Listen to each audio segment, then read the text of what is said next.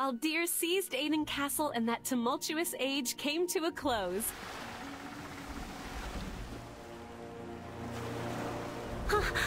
We've reached Talking Island. They say the key members of the Silverlight Mercenaries are all from Talking Island. Man, seriously, look at how breathtaking this game is. I'm gonna be honest here, I've played my fair share of mobile games and none of them come close to looking like this. So, recently Netmarble rolled out a new update for their largely popular mobile MMO Lineage 2 Revolution titled Dawn of Destruction. Naturally, they reached out to me to cover the update because, I mean, I'm just awesome like that. And of course, what kind of person would I be to turn down a sponsorship, and yes, this video is sponsored, to more extensively delve into an MMO doing as well as Lineage 2 Revolution is while simultaneously getting paid? Yeah, guys, this is a dream come true. Now, for those of you that are actually unaware of what Lineage 2 Revolution is, allow me to give you guys a quick summary. The game is a 3D mobile MMORPG spun off from the PC MMORPG Lineage 2. It is set in the same world and features much of the same lore as Lineage 2 and was released back in 2016 in Korea and 2017 in North America. Even though it was released back in 2017, it still looks and holds up better than other games released for PC due to running on Unreal Engine 4, like Mood Legend, a PC MMORPG released in 2017, and Blast Online, which released just earlier this year. The production value for Lineage 2 Revolution is just, it is clearly evident. There is no question whatsoever, and being able to explore the areas and see the attention to detail that was put into creating the world for the game is just remarkable. I mean, let's be real here, guys. When have you ever seen a mobile game look that good? And hell, for that matter, when have you ever seen a mobile MMORPG look that good? As I mentioned, the game came out in 2017 and as such is currently available on both Android and iOS devices, so you can take the game anywhere with you and play it on the fly. Downloads for Lineage 2 Revolution will be included both in the description below and in a pinned comment for your downloading pleasure. So, group up with your friends, form a clan, and get ready to kick some names and take some ass in that order. Wait, did I mess that up?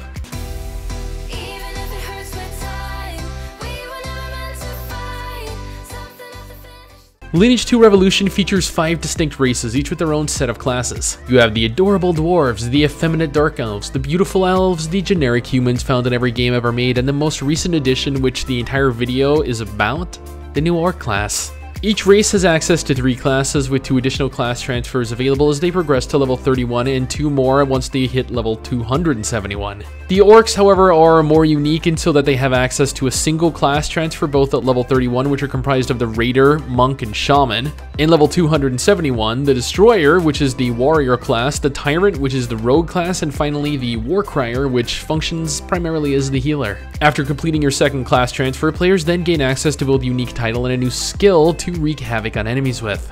The orcs actually utilize unique weapons and have various unique class mechanics that separate them apart from the other classes already in the game, which makes re-rolling them, I guess, less of a chore and ultimately much more exciting. One of the best parts of the update is the fact that Dawn of Destruction adds in the orcs all the way at level 180. What this means is you, in essence, skip the grind all the way to that point, not only making it easier for casual players to jump right in and participate in content with other players, but it also makes it easier for long-time players to get back in and try all the new content out. I mean, who wants to have to repetitiously grind through all that content all over again?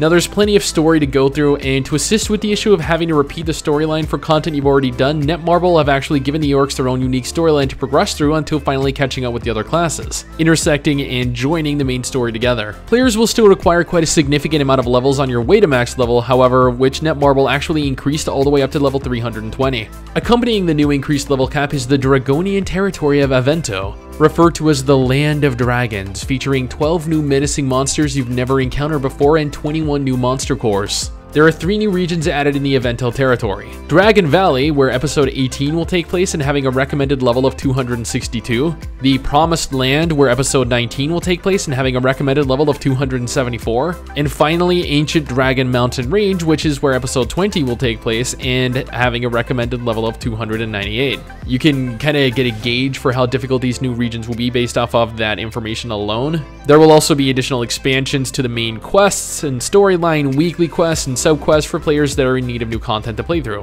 Over 600 new quests are actually being added with the content update for players in need of actual content. The Tower of Insolence has been expanded all the way to floor 145. And finally, new North American and European servers have been added to aid in faster matchmaking. That is probably the most needed feature of the entire update, really. Orcs begin with a full set of SR gear, making playing catch-up much easier. Honestly, I tried the game out without the SR gear and it just felt impossible. So being given SR tier gear is a godsend, trust me, I couldn't imagine playing the game without it. Skipping the level 1 to 180 process meant that there was a lot to redeem. Achievements to give me power-ups, the monster codex that needed filling, titles to obtain and equip, weapon and armor equipment to collect and redeem to increase my base statistics with and further increase my combat power, which is what my damage and survivability are based off of.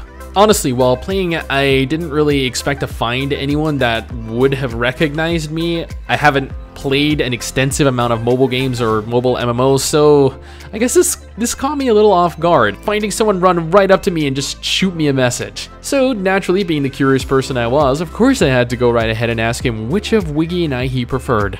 And of course, like everyone always says, I was told he liked us both the same. So I guess that's a hashtag sad face for me. After leveling for a short period, I'd gotten a basic gist of combat. You can either allow the game to auto-fight for you, which admittedly it actually does a better job of than I do, or you can fight yourself. And being the proud warrior I am, I tried to fight on my own, but I realized that my reflexes were not up to par with the AIs. Nevertheless, I continued fighting on my own, if only to prove that it can be done. At least, you know, for a while. Having quested for a while, fought outside in the open world for a while, I felt like I should, I guess, attempt something like a dungeon. So I jumped right in on very hard, because let's be real here, how hard could very hard really be?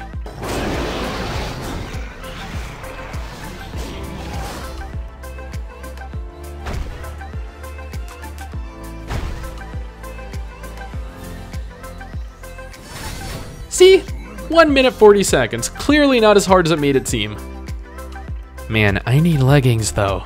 After amassing enough items to use as a base upgrading material, you can begin forging your gear together in an attempt to achieve new heights, new strengths. Every piece you sacrifice, every item you use as a material to upgrade gets you that much closer to maxing out its level. And as you can see, from just upgrading level 4 to level 12, I gained that significant of a boost to my combat power. You can only imagine what maxing your armor, helmet, gauntlets, boots, weapon, necklace, both sets of earrings, and both sets of rings would do. So I'm going to admit I didn't really play much of the Mystic or the Rogue. I played for a couple of levels, but neither were really my playstyle, so I opted to stick with the Warrior. The skills, the effects, everything just kind of resonated so well with me. I was capable of taking on large groups of monsters and cutting them down with just little effort, and that made things easy enough to solo for me. Which, you know, doesn't mean that the game itself was easy for me though, like especially not after hitting the arena. After fighting through victory after victory, I noticed that battles were getting progressively more difficult. Which I understand, players have higher power and have a higher ranking than me. That's likely because they're better and they're stronger, they've been playing longer than I have. Seeing some of the stats for the players at the top of the leaderboards though, man,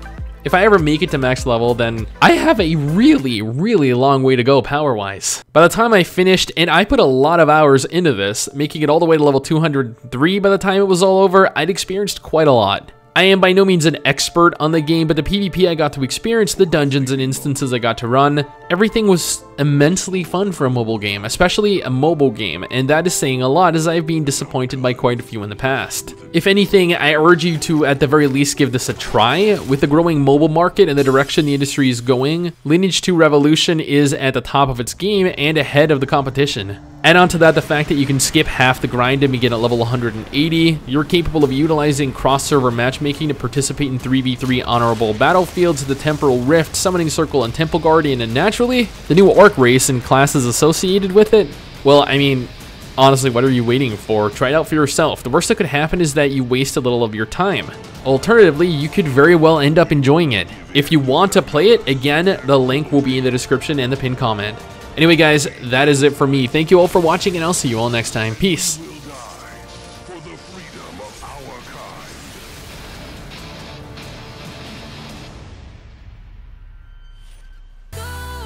Thank you for watching this video. If you enjoyed it, drop a like, leave a comment, consider subscribing to my channel over here, checking out another video, or following me on Twitter at STIX to just chat or hang out.